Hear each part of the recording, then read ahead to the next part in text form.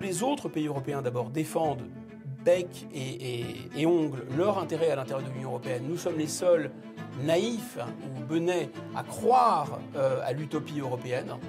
Et donc, si nous cessions d'y croire et si nous cessions de la financer, évidemment, très rapidement, le rapport de force changerait et tout s'arrêterait. Mais qui plus est, je pense que on n'aurait aucun intérêt à négocier d'une certaine façon avec nos geôliers notre libération.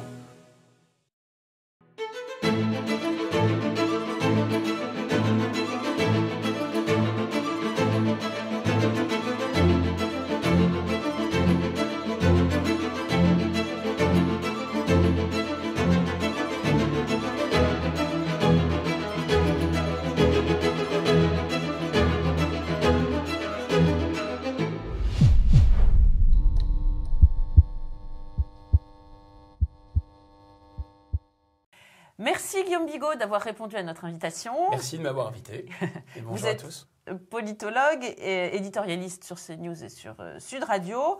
Vous venez de publier aux éditions L'Artilleur un livre coécrit avec l'avocat Guilain Benessa intitulé « On marche sur la tête » avec une pancarte « France à l'envers ».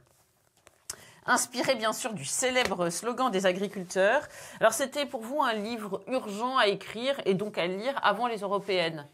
Oui, en fait, on s'est croisé avec Guilain Benessa chez Front Populaire et en réalité, on s'est dit, mais on ne peut pas comprendre l'Europe si on ne l'aborde que sous un angle juridique, le sien, ou que sous un angle politique, le mien. Et donc, il faut croiser les deux regards, celui du politologue, celui du juriste, pour vraiment faire éclater la substantifique moelle de l'Europe. Et avant même les élections européennes, on a plusieurs problèmes. Enfin, on a tellement de problèmes avec l'Europe. Mais un des premiers problèmes avec l'Europe, c'est que c'est soporifique. Voilà, quand j'entends le mot Europe, je sors mon oreiller, disait l'autre. Et c'est vrai. Donc, bien sûr, il y a un aspect assez dictatorial et tyrannique de l'Europe. Ça peut sembler excessif, ces termes, mais non, je pense que c'est une machine à pulvériser la République, à pulvériser la démocratie, mais c'est une machine infiniment plus efficace que, disons, des gens qui auraient tiré des barbelés ou sorti des mitrailleuses. Parce que là, d'une certaine façon, ça se verrait d'abord, il y aurait une véritable brutalité, une véritable violence. Ce n'est pas le cas de l'Union européenne. L'Union européenne, au contraire, s'appuie sur l'idée que si on donne trop de pouvoir au peuple, au pluriel, eh bien, ce sera le retour des heures les plus sombres. Si l'État intervient dans l'économie, ce sera le retour du goulag, etc. Donc, professe finalement une sorte de pouvoir à la fois dilué et à la fois invisible, un pouvoir par le droit, un pouvoir par la technocratie, un pouvoir par le soporifique, un pouvoir par des centaines et des centaines de pages de règlements que personne ne lit, pourtant qui sont tous en ligne, et qui font que eh bien, notre démocratie est empoisonnée et ça devient de la dinette. En fait, vous pouvez toujours voter, mais ça ne sert absolument à rien, puisque de toute façon, les dés sont pipés par l'Union européenne. Et ils sont pipés de manière invisible. Et c'est ça qui est problématique, c'est qu'en parler, ça fait braire tout le monde, d'une certaine façon, pardon, cher Gabriel, pour l'expression un peu leste, mais ça ennuie tout le monde, et pourtant, c'est l'éléphant au milieu de la pièce. C'est-à-dire que toutes les questions du jour, les questions de régalien, bien sûr, de faire en sorte que l'État rétablisse l'ordre, il ne le peut plus parce qu'il y a cette puissance invisible qui l'en empêche, c'est l'Union européenne. On ne peut pas rétablir de frontières, d'ailleurs on n'en a plus parce qu'il y a l'Union européenne. On doit s'endetter et on ne peut pas rembourser la dette et on est conduit à s'endetter davantage parce qu'il y a l'Union européenne. On est écrasé, laminé par la concurrence chinoise parce qu'il y a l'Union européenne. Nos positions géopolitiques sont celles des États-Unis parce qu'il y a l'Union européenne et ainsi de suite. Donc c'est l'éléphant au milieu de la pièce et pourtant on n'arrive plus à en parler. Alors vous dites que la France s'est enchaînée à l'Europe et qu'elle le doit à des hommes de chair et de sang, je vous cite. C'est vrai. À commencer par Giscard d'Estaing, mais derrière lui, tous les présidents de la République ont continué à tricoter l'ouvrage. Pas un ne l'a remis en question. Comment expliquez-vous cela ? D'abord, Giscard d'Estaing a eu cette formule, il a dit la France est une puissance moyenne. C'était un euphémisme, je pense, dans son esprit. En réalité, il y a toute une génération, ça a commencé avec Jean Monnet, qui a, je pense que c'est un peu le péché originel, qui a eu à la fois une attirance, une fascination même on pourrait dire, pour les États-Unis d'Amérique, hein, et une volonté d'imiter les États-Unis d'Amérique dans le fédéralisme, dans la création d'une Cour suprême, dans l'idée de père fondateur, dans l'idée de mettre des étoiles sur le drapeau, même si c'est pas une autre, évidemment, origine que ce drapeau-là avec ces étoiles-là, et dans le fait d'être à la bonne échelle, à la bonne taille. Donc il y a l'imitation des États-Unis, la fascination pour les États-Unis. Jean Monnet passe sa guerre aux États-Unis, mais il y a aussi l'idée, une autre source, c'est pas seulement l'imitation des États-Unis, une autre source, c'est à la fois la crainte des guerres. Il y a 2 guerres mondiales qui sont déclenchées en Europe, la première et la seconde, et on voit que là, il y a à la fois, je pourrais dire, des gens qui ont beaucoup péché, qui ne veulent plus pécher, notamment des Allemands, notamment Walter Hallstein par exemple, qui sera un des pères fondateurs, qui est un nazi. On voit aussi toutes sortes de gens comme Maurice Schumann, qui est à cheval sur la frontière franco-allemande, qui a cette idée que maintenant il faut dépasser les nations parce que les nations sont belligènes par construction. Donc l'autre idée, c'est l'idée finalement allemande, qui est à la fois le Saint-Empire romain germanique, pour lequel il y a une sorte de... et un modèle confédéral que connaissent bien le monde germanique, avec les Autrichiens, les Allemands. Et deuxièmement, cette idée qu'il faut créer, il faut dépasser les nations, parce que les nations, ce sont les passions populaires, et que les passions populaires peuvent nous entraîner à abîmer la démocratie, et peuvent nous entraîner à nous jeter les uns sur les autres. Et donc c'est cette idée qui va s'installer, que de l'échelle, d'une part, et d'autre part, de la paix par les nations, et de la paix, enfin, par le commerce. Et enfin, la dernière idée, c'est une idée, bien sûr... du gouvernement des hommes devant être remplacé par l'administration des choses. C'est-à-dire qu'il faut confier la direction des opérations à la fois à des gens qui croient dans la technique, dans la science et dans le commerce, et qui vont, de manière dépassionnée, piloter le politique loin des passions populaires. Et voilà. Et donc cette idée s'impose, loin des passions populaires, c'est donc de manière plus rationnelle, avec la bonne échelle qui est celle de la mondialisation, qui est celle des États-Unis, et en faisant fi du passé et des passions nationales, parce que ça va déclencher sinon des guerres et des haines. Si vous mettez toutes ces idées ensemble, vous avez une utopie, et je pense qu'il y a toute une génération d'hommes qui nourrit cette utopie, ils avaient des raisons différentes de le faire. Valéry Giscard d'Estaing est complètement au cœur de cette matrice. François Mitterrand est un homme qui est très habité par la crainte du retour de la puissance allemande, donc il va aller dans ce sens. On peut aussi considérer que beaucoup de contemporains vont se dire écoutez, la France n'est plus à la bonne échelle. Et donc, pour résoudre les problèmes qui sont les problèmes de l'heure, on va passer par l'Union européenne, parce que c'est la bonne échelle. Alors, vous dites que la trahison de Lisbonne n'est pas un accident, mais le résultat logique de la construction européenne. C'est vrai que ça a été une étape très frappante pour beaucoup de Français qui se sont sentis profondément floués. On passe un peu rapidement sur cette trahison, parce que je ne suis pas sûr qu'on ait bien compris la signification profonde de cette trahison. En réalité, disons, on tend à détacher, c'est un reproche qu'on peut faire aussi aux gens qui se réclament du souverainisme, de détacher, disons, la légitimité démocratique et la légitimité nationale. On dit souvent, les gens parlent de république, mais ils oublient de dire qu'elle est française. Mais en fait, qu'est-ce que la France, disait le général de Gaulle? La France, d'abord les Français, et les Françaises, c'est la volonté populaire. Donc on ne peut pas détacher les choses, on ne peut pas être dans une demande d'identité qui soit distincte de la demande du respect de la volonté populaire. Ce n'est pas possible. Qu'est-ce qui s'est passé au moment du traité de Lisbonne? Ce que les Français avaient refusé, ceux dont la seule légitimité est de représenter le peuple français, d'agir en son nom, donc le président de la République élu, Nicolas Sarkozy, et les députés et les sénateurs, se sont dit, écoutez, on va faire exactement ce que les Français ont refusé de faire, en changeant quelques virgules, on va faire quasiment un copier-coller, et on va leur faire avaler de force. Et là, ce qui est quand même ce sur quoi il faut s'arrêter un instant, c'est qu'en faisant ça, c'est pas que un coup de canif, c'est pas que une petite entourloupe, c'est pas qu'on a fait le bien des gens sans trop leur demander leur avis, etc. Non. En fait, on a abîmé profondément le principe de légitimité. Au nom de quoi on parle de la crise de l'autorité. Mais on ne comprend pas que même dans les classes, les professeurs n'ont plus d'autorité sur les élèves, parce qu'au nom de quoi ils ont cette autorité? Au nom de quoi les policiers, les magistrats, les professeurs exercent une autorité en France? Réponse, au nom du peuple français et au nom de la démocratie. Et c'était autre chose avant 1789, c'était au nom du roi et au nom de Dieu. Mais depuis 1789, ça fait maintenant 2 siècles, que c'est... Alors c'est toujours, il y a un principe de continuité, c'est toujours au nom de la France, mais c'est au nom de la démocratie. Et en abîmant, si vous voulez, en jetant à la poubelle le résultat du vote de 2005, c'est vraiment la source de légitimité qui a été tarie.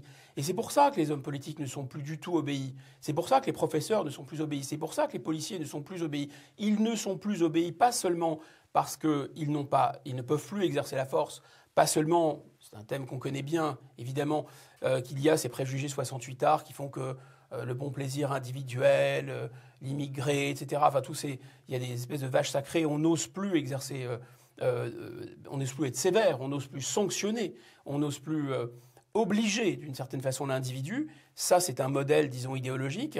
Mais ce qu'on ne voit pas, c'est qu'il y a bien un lien entre le fait que vous n'avez plus la légitimité, donc vous n'avez plus l'autorité morale nécessaire pour oser exercer cette force. Quand vous parlez au nom du peuple français, et d'ailleurs la justice, je vous rappelle, est rendue toujours officiellement au nom du peuple français, eh bien vous trouvez la résolution, la détermination, la force morale de faire appliquer la loi. Parce que c'est précisément au nom d'un principe auquel on croit et qui nous dépasse tous qu'on le fait. Là, la légitimité, on ne s'en est pas rendu compte, a changé de source. Ce n'est plus au nom du peuple français, ce n'est plus au nom de la France, c'est désormais au nom de ce qu'on appelle l'état de droit, mais on retrouve évidemment la construction européenne, une espèce de magma informe que les gens comprennent mal, qui est tout à fait dilué et diffus, que s'exerce l'autorité. Et évidemment, c'est une autorité complètement molle et qui ne peut pas s'exercer. Donc en fait, tous nos politiques ont scié la branche sur laquelle ils étaient assis en faisant ça. Alors vous écrivez, le peuple, c'est un titre de votre paragraphe, le peuple dit non, les juges disent si. Alors le problème, ce sont les juges, français ou européens, parce que finalement, est-ce que l'Europe n'a pas bon dos? Est-ce que nous avons le Conseil d'État, le Conseil constitutionnel, le problème n'est-il pas aussi et surtout français? Alors, je vais essayer de clarifier ce point parce que effectivement, on n'a pas tous les problèmes de la France ne sont pas dus à l'Europe, mais ils ne peuvent pas être résolus en raison de l'Europe. C'est pas tout à fait la même chose. Et parfois, l'Europe en crée d'autres. Bien sûr, vous avez raison. Il y a, disons, la Cour de cassation qui est la Cour suprême en matière de pénal. Le Conseil d'État en matière de droit administratif et le Conseil constitutionnel en matière de droit constitutionnel.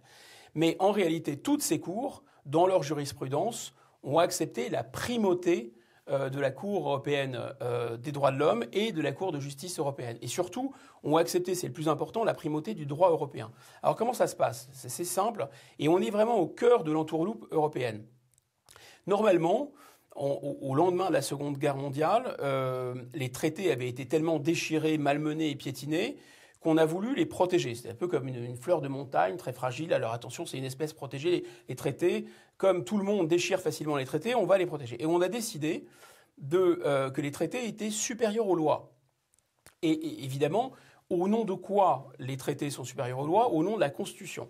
Donc la Constitution est au-dessus, les traités sont en dessous, et la loi est en dessous. Et en réalité, les traités, qu'est-ce que c'était? De droit international, si vous voulez. C'est des accords, des contrats qui peuvent engager plusieurs États, mais généralement deux États, par exemple. Il y a des milliers et des milliers de traités qui sont toujours en cours et qui règlent, par exemple, les relations entre la France et la Chine pour extrader les gens ou pour régler des différends commerciaux, etc. Et en fait, ces traités, ils n'ont pas du tout vocation à régler la vie quotidienne, ils n'ont pas du tout vocation à faire la loi dans la vie quotidienne, à dire oui ou non on a le droit d'envoyer les gens en prison, oui ou non on a le droit de renvoyer les étrangers, oui ou non nous avons une frontière, oui ou non nous avons le droit de subventionner nos entreprises, oui ou non nous avons le droit d'avoir des droits de douane sur tel ou tel produit ou d'aider notre agriculture. Et l'Union européenne, elle s'est installée parce qu'elle a dit ce que nous faisons, nous, ce sont des traités. Donc les traités, c'est-à-dire non seulement les traités européens qui installent l'Union européenne, le traité de Rome, le traité de Lisbonne dont on parlait, etc., tous ces traités, mais en dessous, tous les textes qui vont être pris par les institutions européennes, c'est-à-dire les directives, c'est-à-dire les règlements. et on les considère comme du droit international, autrement dit des traités. Et donc on voit bien que c'est plus une petite fleur de montagne très fragile qu'il faut respecter, on voit que c'est un droit, je dirais, courant, standard, habituel, qui va être produit d'abord en masse et qui va régler absolument tous les aspects de la vie quotidienne et des éléments très importants. Et à partir de là, on se rend compte que la démocratie est bloquée. Elle est bloquée parce que même si vous avez une loi, elle ne peut plus être efficace puisqu'elle est contraire au traité. Pendant longtemps, le Conseil d'État, la Cour constitutionnelle et la Cour de cassation, le Conseil constitutionnel et la Cour de cassation ont dit, c'était une doctrine en France, oui, le droit européen assimilable au traité est supérieur à la loi. C'est ce que dit la Constitution. Mais si vous avez une loi qui est postérieure au droit européen et au traité, ben vous pouvez changer. Autrement dit, vous vous êtes mis d'accord avec l'Europe pour prendre un certain nombre de décisions. Si la démocratie, le peuple souverain, la France veut faire autre chose, elle fera autre chose et ça s'appliquera. Et puis, pour répondre à votre question, toutes les cours se sont alignées dans les années 70, 80, 90, ça a continué encore récemment. C'est-à-dire que le Conseil d'État, la Cour de cassation et le Conseil constitutionnel se sont alignés sur ce que voulaient ces cours européennes qui ont proclamé que le droit européen était supérieur au droit national. Autrement dit, on n'a même pas besoin de voter une constitution européenne. On nous parle d'un État européen, mais l'État européen, il existe déjà depuis longtemps, puisque le droit européen qui est sécrété en permanence, de manière d'ailleurs non démocratique pour l'essentiel, c'est un droit qui va primer la volonté populaire des Français. Et c'est pour ça qu'en fait, vous n'avez pas de référendum sur l'immigration. À quoi ça servirait un référendum sur l'immigration? Les gens diraient, on n'en veut plus. Ah ouais, on dirait, mais c'est pas possible, puisque de toute façon, les traités européens, le droit européen dit le contraire et s'impose à nous comme un carcan. Si vous faites un référendum en disant est-ce que vous voulez du protectionnisme aux frontières et arrêter d'être inondé par les produits chinois, ah ben les gens vous diront oui, bien sûr, à 70-80%. Ah oui, mais c'est pas possible parce que les traités européens disent le contraire. Et ainsi de suite. Donc vous voyez que en réalité, c'est une sorte de paralysie. L'Union européenne, c'est une sorte d'AVC. La démocratie française a fait un AVC, et comme les démocraties des autres pays. Et en fait, les nations européennes, les États-nations, donc derrière les démocraties, sont maintenant des vieillards incapables de bouger, de penser par eux-mêmes. C'est l'Europe qui se charge de tout. Et ça, évidemment, qu'est-ce qui reste dans la politique nationale? Un théâtre, en fait, un théâtre communicationnel, un théâtre d'ombre. Et c'est pour ça que le fossé et la détestation entre les politiques et le peuple augmente constamment, parce qu'on voit bien qu'il y a quelque chose qui ne tourne plus rond. C'est ça le sens de « on marche sur la tête ». Alors vous taclez, enfin dites-moi si j'ai bien compris, vous taclez à peu près tous les partis en lice, y compris les plus circonspects avec l'Europe, comme le RN ou Reconquête, auxquels vous reprochez de faire miroiter une autre Europe qui serait une chimère. Mais pourtant, si tous les pays européens étaient dirigés par votés majoritairement pour des partis tels que le RN et Reconquête, on pourrait imaginer qu'ils puissent modeler une autre Europe. Non, vous croyez au Frexit, vous, et rien qu'au Frexit. Alors, on va revenir sur la question de comment sortir, parce que c'est une question quand même très importante, même si je pense que la réponse est dans le livre, elle est originale et elle ne relève pas, en fait, finalement, du Frexit. D'abord, il y a un problème de probabilité. C'est-à-dire que la probabilité pour que tous les peuples européens, qui ne sont pas les mêmes peuples, qui n'ont pas les mêmes objectifs, qui n'ont pas les mêmes débats, qui n'ont pas les mêmes partis, qui ne parlent pas la même langue, au sens pas seulement de la langue, au sens ils n'ont pas les mêmes préférences et les mêmes sujets. Pour qu'ils se mettent d'accord de manière synchrone et qu'ils se donnent des majorités qui soient simultanément les mêmes, même pas dans 27, il peut y avoir la majorité qualifiée, disons dans plus de 14 pays, les probabilités sont très, très faibles. Et en fait, si on creuse et si on tire, et merci de cette question, si on tire, on se rend compte qu'en réalité, l'idée de l'Europe, c'est quand même bien qu'à plusieurs, on serait plus fort que seul. Et au lieu de faire comme l'a fait par exemple Airbus avec beaucoup de succès, de se dire, entre pays européens, on n'a qu'à lancer des projets, on n'a qu'à avancer dans une voie dans laquelle nous serions plus faibles individuellement, ou trop faibles individuellement ou pas à la taille, alors mettons-nous ensemble et avançons. On n'est d'ailleurs pas obligé de le faire à 27, ni même à 14, on peut le faire à 4, 5, etc. Eh bien, c'est pas du tout ce qui s'est produit. En fait, on nous a vendu l'idée de la taille, mais derrière l'idée de la taille, par contrebande, on nous a vendu l'idée d'une Europe qui est une fin en soi. C'est-à-dire, c'est l'art pour l'art, c'est l'Europe pour l'Europe, c'est les institutions européennes pour les institutions européennes, la normalisation pour la normalisation, l'harmonisation pour l'harmonisation, en persuadant les gens de manière vraiment très très malhonnête que seul on ne pouvait plus rien faire.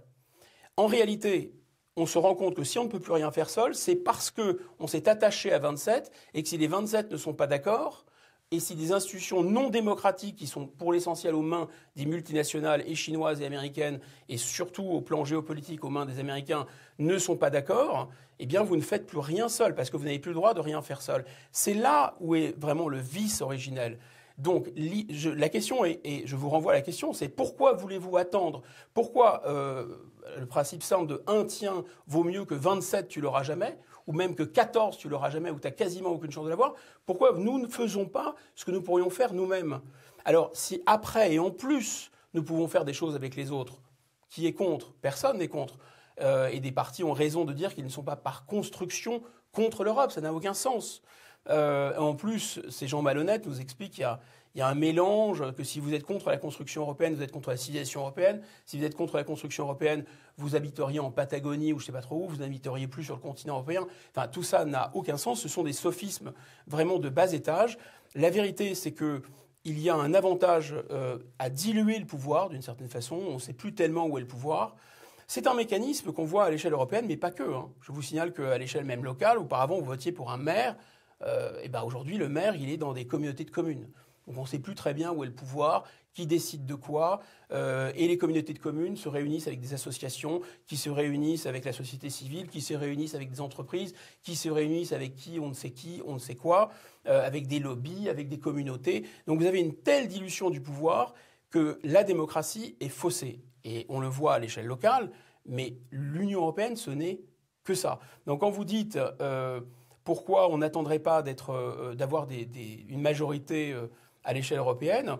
Mais tout simplement parce que quand vous n'avez pas la volonté de faire quelque chose, vous comprenez bien qu'attendre que 13 autres personnes soient d'accord pour le faire, c'est évidemment non seulement une manifestation de velléité, mais en fait, en réalité, au fond, une expression de renoncement. Alors, vous écrivez, selon vous, que vouloir claquer l'Europe est plus compromettant. Donc, je cite parce que j'ai trouvé ça drôle et votre livre est très dynamique, on va dire. Plus suspect que nourrir de la nostalgie pour le maréchal Pétain, carrément. Peut-être un peu exagéré, mais alors, quelle est votre solution que vous évoquiez, qui n'est pas le Brexit, mais qui est néanmoins une solution? On va laisser un peu de suspense parce que c'est justement dans les... Mais je vais peut-être sans revenir sur le Brexit. Et alors, cette affaire de maréchal Pétain. Bon, d'abord, nous sommes deux auteurs et je voudrais aussi rendre hommage à mon co-auteur Guilain Benessa, qui a une très belle plume. Et donc, cette affaire de maréchal Pétain, oui, ça peut sembler extrêmement choquant. Mais on va faire le lien avec le Brexit, vous allez voir.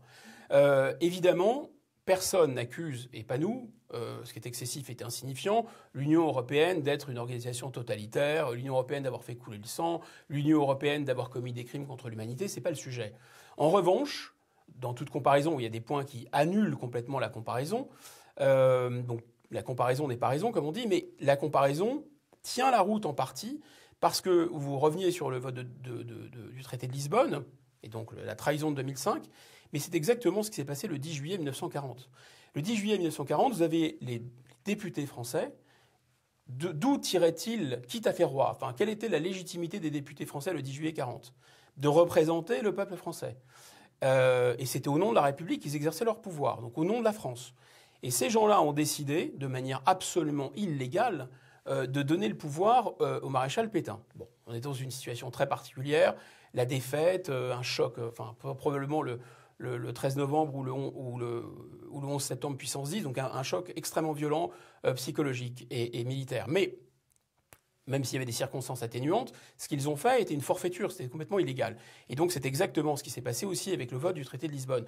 Donc bien sûr, c'est pas comparable, mais il y a tout de même quelque chose de comparable, c'est-à-dire qu'on a que les députés ont disposé d'un pouvoir qui n'était pas le leur. Un peu comme un syndic de faillite vend l'immeuble. En fait, le syndic de faillite, il est là pour vous représenter les propriétaires. Il ne peut pas vendre le bien des propriétaires. Vous n'avez pas le droit, vous, cher Gabriel, si vous voulez vous vendre comme esclave, vous n'avez pas le droit. C'est contraire à la loi parce que vous n'avez pas le droit d'aliéner, en fait, votre liberté. C'est la même chose pour la démocratie et pour un pays. C'est pourtant ce qu'ils ont fait. Or, comment nous sommes sortis du régime de Vichy? Est-ce que pour sortir du régime de Vichy, il fallait respecter les règles du régime de l'État français? Bien sûr que non. On a un moment considéré, la résistance a considéré à juste titre, que ce qui avait été fait par le vote du 10 juillet 40 était illégal. Illégal et illégitime. Et donc, assez naturellement, finalement, la République a continué, la légitimité a été renouée, et la France s'est poursuivie, non plus sous la forme de Troisième, mais de Quatrième République. C'est pas comme s'il ne s'était rien passé, il ne s'était pas rien passé. Mais en tout cas, on n'a pas respecté les règles d'une organisation tout à fait illégale. Et là, il faut bien comprendre que, bien sûr, le Frexit fait peur, en raison justement du Brexit, parce que les gens se disent à juste titre que la Grande-Bretagne n'avait pas l'euro et que ça va être beaucoup plus compliqué. Et deuxièmement, parce que ça a été pensé et voulu, le Brexit, pour que ce soit une maladie longue et douloureuse, hein, et qu'à la fin, ça coûte très cher au Royaume-Uni. Plus ces fake news qui circulent au sujet de la Grande-Bretagne, qui irait beaucoup plus mal que la zone euro. Vérifier, c'est pas du tout le cas. Enfin bon, c'est pas grave, puisque c'est une religion. Donc de toute façon, tous les officiants de la religion vont vous dire qu'il est interdit de la critiquer et vont répéter le dogme. Mais je pense que la France est dans une situation très différente de la Grande-Bretagne, pas seulement en raison de l'euro, mais parce que tout simplement, la France pourrait dire, comme d'une certaine façon l'auteur de Madame Bovary, Gustave Flaubert disait de Madame Bovary, c'est moi. La France pourrait dire de l'Union européenne et de l'utopie européenne, et de la croyance dans la construction européenne, l'Europe, c'est moi. Enfin, l'Europe, c'est nous, les Français. Parce que les autres pays européens, d'abord, défendent bec et ongles leur intérêt à l'intérieur de l'Union européenne. Nous sommes les seuls naïfs ou benets à croire à l'utopie européenne. Et donc, si nous cessions d'y croire et si nous cessions de la financer, évidemment, très rapidement, le rapport de force changerait et tout s'arrêterait. Mais qui plus est, je pense que on n'aurait aucun intérêt à négocier d'une certaine façon avec nos geôliers notre libération. C'est pas comme ça que les choses se présenteraient et se passeraient. D'abord, ça nous coûterait effectivement très cher. Ce serait probablement impopulaire. Maintenant, j'entends bien qu'on a lavé le cerveau des Français en leur expliquant que la France était trop petite et que la France n'avait... Enfin, si la France se retrouvait sans l'Union européenne, c'est comme quelqu'un qui se retrouverait, on peut dire, en sous-vêtements sur la banquise. Elle ne serait plus protégée des frimas de la mondialisation. Elle ne serait plus à l'échelle. C'est une idée fausse, mais les Français n'en sont pas convaincus. Et par analogie, on peut dire qu'en 1958, si le général de Gaulle avait dit aux Français « Écoutez, vous voyez bien, regardez l'Algérie, en dehors des pieds noirs, vous voyez bien que l'Algérie, c'est officiellement la France, sont officiellement des départements français, mais en vérité, c'est pas la France, c'est pas la réalité. » Bon, et bien là, par analogie, c'est la même chose. Si le général de Gaulle avait dit « Il faut tirer des conséquences du fait que les départements français c'est une fiction, c'est une folie, c'est une utopie. Partons tout de suite de l'Algérie en 58. » Les gens auraient dit, mais ce type, d'accord, il a fait l'appel du 18 juin, d'accord, c'est le héros qu'on connaît, mais ce gars a vraiment perdu la boule. Tout le monde était convaincu, mordicus en 58, hein, que d'abord la France s'en sortirait pas sans l'Algérie, et qu'en plus l'Algérie, c'était la France. C'était une évidence pour tout le monde. Exactement comme aujourd'hui, personne ne peut imaginer la France sans l'Union européenne et à l'extérieur de l'Europe. Qu'est-ce qu'a fait le général de Gaulle? Et je pense que c'est ça la clé. En 58, il a dit je vous ai compris, ce qui voulait évidemment tout dire et rien dire. Et en 58, il a mis 4 ans, jusqu'en 1962, en essayant autre chose d'ailleurs. Hein. Il a essayé de négocier avec le FLN, il a essayé de raisonner les uns, les autres, les pieds noirs, le FLN, etc. Et puis il a apporté la démonstration. Par la pédagogie, d'une certaine façon, une pédagogie à grande échelle, il a ouvert les yeux des Français sur l'inéluctabilité de l'issue. Et quand les Français ont été convaincus qu'il n'y avait plus d'autre issue, et en même temps il a installé un rapport de force militaire, évidemment, pour que les choses ne soient pas catastrophiques, elles l'ont tout de même été malheureusement, les conditions de départ, à mon avis, relèvent quand même d'une grave erreur, mais il ne pouvait pas complètement contrôler, et notamment contrôler ce qu'allait faire le FLN après. Mais en réalité, en 1962, tout le monde est d'accord pour sortir de l'Algérie. Ce qui est une hérésie en 58 devient une évidence en 62. Et vous voyez, le général de Gaulle, il n'a pas demandé l'autorisation au Conseil constitutionnel, n'en déplaise aujourd'hui à M. Fabius, il n'a pas demandé l'autorisation de faire élire le président de la République au suffrage universel, il l'a fait. Il n'a pas demandé l'autorisation à son gouvernement de partir à Londres en 40, il est parti à Londres. En revanche, quand il s'est affronté aux préjugés du peuple français, il a apporté la démonstration qui prend un certain temps qu'en effet, l'Union européenne, c'est notre avis avec Guilain Benessa, en tout cas telle qu'elle fonctionne aujourd'hui, parce que je pense qu'Airbus montre la voie, il y a beaucoup de choses à faire avec les autres pays européens en termes de coopération, mais que ce qu'on nous vend comme l'alpha et l'oméga, comme la suite de l'histoire, comme le caractère inéluctable, c'est en réalité un EHPAD de l'histoire, quelque chose dont les gens ont peine à mesurer la gravité. Je vais vous dire, Gabriel, en fait, l'Union européenne, la fameuse souveraineté européenne, non seulement c'est le contraire de la souveraineté, hein, c'est une cigarette qui dégage les bronches, mais en plus de ça, c'est vraiment un saut dans le vide et un saut dans l'inconnu. C'est-à-dire que c'est se débarrasser une bonne fois pour toutes de la démocratie. Les Français seront mis en minorité, ils le sont déjà, ils le seront tout le temps. C'est ensuite se débarrasser de la nation comme cadre de légitimité. Ça fait quand même 1000 ans qu'il y a un pouvoir à Paris. Je pense qu'il faut faire très attention aux choses et l'idéologie et l'utopie sont très dangereuses. Le XXe siècle l'a montré. Et troisièmement, c'est même faire un saut dans le post-étatique. C'est-à-dire le fait de se dire, on aura... Parce que l'Union européenne, c'est pas seulement une organisation plurinationale, c'est pas seulement une organisation technocratique non totalement démocratique, c'est aussi et peut-être surtout une organisation bizarre qui n'est pas un État. Il n'y a pas d'armée européenne, et il n'y a pas de police européenne, il n'y a pas d'impôt européen, et comme il n'y a pas de peuple européen, il n'y en aura jamais. Donc ce saut dans le post-étatique, alors même que la guerre repointe son nez, alors même qu'on est menacé de toutes parts, et notamment par des flux migratoires, ce saut dans le post-État, et moi je pense devrait faire froid dans le dos à tout le monde. Et en fait, on ne voit pas ce qui est en train de se dessiner, c'est-à-dire qu'on est en train de basculer dans un univers qui est totalement utopique dans le mauvais sens du terme, hein, qui n'a aucun contact avec le réel. Alors, je vais me faire la voix des Français qui hésitent à voter aux prochaines européennes. D'ailleurs, vous allez nous dire peut-être si c'est utile ou pas de voter, hein, parce que vous écoutez, c'est pas si évident.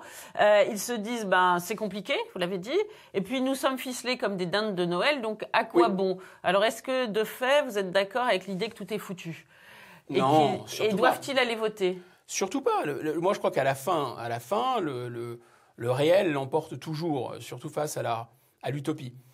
Oui, ils doivent aller voter d'abord, même pour le Parlement européen, parce qu'il y a un certain nombre de partis qui s'engagent, et je pense qu'ils le feront avec leurs nuances, et chacun choisira, mais ils vont défendre d'une certaine... Enfin, ils vont peut-être jouer le rôle de lanceur d'alerte. Il y a quelque chose de gênant à participer à ce scrutin, c'est d'accréditer l'idée que l'Union européenne, voire même, le Parlement européen serait vraiment un parlement, et surtout l'idée que l'Union européenne, c'est là-bas que ça se passerait, ou c'est là-haut que ça se passerait. En fait, ce que nous expliquons avec Guilain Benessa, c'est que c'est bien à Bruxelles que ça se passe, mais qu'on ne doit pas accepter que ça se passe à Bruxelles. Donc pourquoi envoyer des parlementaires à Bruxelles? Pour surveiller ce qu'ils font dans notre dos. Donc ça, c'est le premier point. Ensuite, ça va se passer en France. C'est évidemment avec l'élection présidentielle que les choses peuvent basculer ou ne pas basculer. À mon avis, ce n'est pas la voie du Frexit, c'est d'abord la voie d'une pédagogie en proposant une autre Europe à nos partenaires et en démontrant au bout de plusieurs années que cette autre Europe, elle ne peut pas voir le jour, ce qui permettra aux uns et aux autres de se caler et de régler des questions assez techniques comme les questions de la monnaie.